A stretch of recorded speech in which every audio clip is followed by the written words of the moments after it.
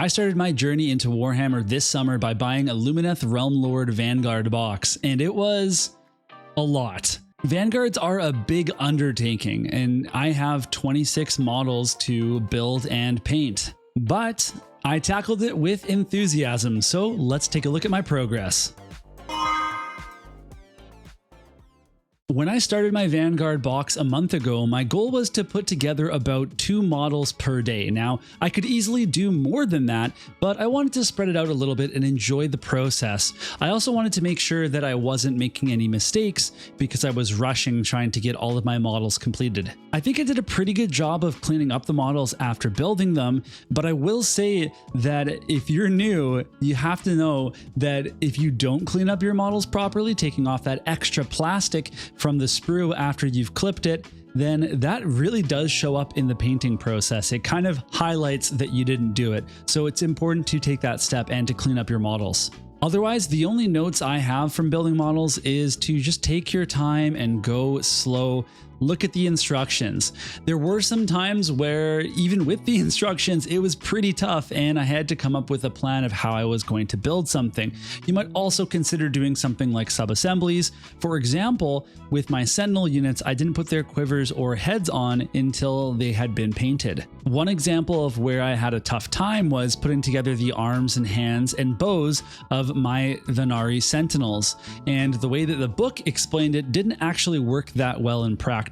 So once I did find out a good way to put them all together, it was actually quite simple, but I had to take my time and think about it. Once I got all my models built, I primed them with Grey Seer from Citadel, and this was a process that I had to learn more about as I went because I did not get it perfect the first time. There were blank areas on my models that had no primer, there were areas that had too much primer, and I definitely would say that this is an area I still need to evaluate and maybe look at my process of how I'm actually doing it to make sure that I get good coverage. So for my priming process, I used sticky tack. I attached 5 models at a time to a paint mixing stick, and then I took them out to my balcony and just gave them quick sprays across from above and from different angles. As for the gray color, I thought it was going to make a lot of sense when I was planning out my paint scheme, but what actually ended up happening was I changed my paint scheme. So originally I thought I was going to do kind of an off-white armor with some gold trim, and then I was going to do kind of like a lilac or purple or some sort of violet for the cloth, and that would certainly make sense to use a white or a gray primer in that case. But what I ended up doing was doing a gold armor with a dark kind of emerald green contrast paint cloth, and that definitely could have been done on a black primer. And it is true what they say, so when you prime with gray or white and you start painting, if you can't reach a spot, it's gonna really show off, really show up on your model a lot more than if you were using the black primer. The reason that I ended up changing my color scheme is I just felt that it was going to be a lot easier to do gold armor. I'm pretty happy with that decision because I think that it is helping me focus on specific skills for painting and not trying to do too much too fast. Before we talk about how my painting's going, I just wanted to do a quick call to action. If you've been watching the video, you've been enjoying it, then, you'd like the video, and perhaps if you are so inclined, you could subscribe to the channel. Thank you for your time, and let's talk about how my painting's going. Painting has been the most satisfying part of the hobby so far. Every time I paint, I try to go slowly and work on a different skill. The most important lesson that I've learned so far is to not compare your work to the incredible painting that you see online, on Reddit, on Instagram, and all those other areas, because you're not going to be there at first, and it's just not fair to compare a new hobbyist's painting to someone that's been doing it for years. Looking at the progress that I've made into my Vanguard box, I've been able to paint all of my Sentinels, and if I want to go back, I could start working on things like shading and lining and all these extra things that are kind of above what I would consider the basics of getting your army tabletop ready. But at this point now, I'm working on my wardens, and I have made some good headway into them. I've done the cloth, I've worked on all of the brown parts of the model, and then we'll be putting gold on top of that as well.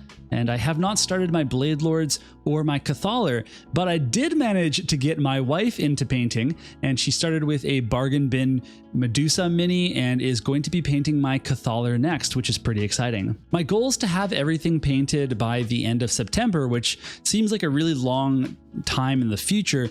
But I'm also going into my first week of teaching for the year, and it's always a super busy time of year. There's a lot of paperwork, a lot of startup, and just a lot of stuff to get ready for my students. So I don't anticipate that I'll be able to do a lot of painting early in the month. In other updates, I think that I've truly become a Warhammer hobbyist. Like, I fit in with all of you experienced players out there now, because I've already gone ahead and acquired more Warhammer products without even finishing the one that I was working on. And from what I understand, that's a big part of being in the hobby. So I think I already mentioned in another video, but I was gifted for my birthday a Dawn Riders box.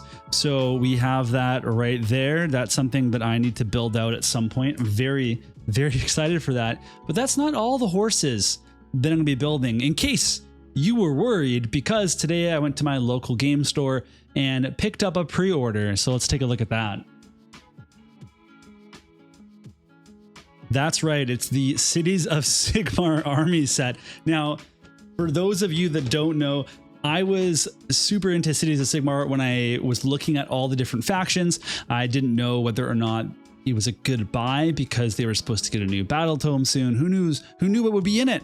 Turns out the whole Vanguard, previous Vanguard, would have been in it anyway. So it all worked out though, because now I'm in two awesome factions, splitting my resources and time, just like a true hobbyist should. And I'm going to be looking forward to doing an unboxing for that and other content featuring that box. But the most exciting part of all of this is I have another battle tome to read. I love the battle tomes. That's going to be that's what I'm going to read today. Tonight when I go to bed. I'll be starting to read through some of the lore and some of the unit descriptions and stuff, because I just love that stuff. I can't wait to get into it. Otherwise, I think that's it for updates on my progress, my hobbying progress. Hope you guys are all doing well with your own progress on whatever you're building. And you can let me know in the comments what it is that you're working on right now, what faction, what game, what models. I'd love to hear about it, and any tips that you have for a budding hobbyist in the Warhammer space, or just the miniature painting space. So otherwise, thanks so much for watching, everybody. Remember, if you want to support the channel, that you can hit that like button and subscribe, because, you know, I'm still working on that subscriber base, and I'll catch you all soon enough in another video, most likely the army set unboxing.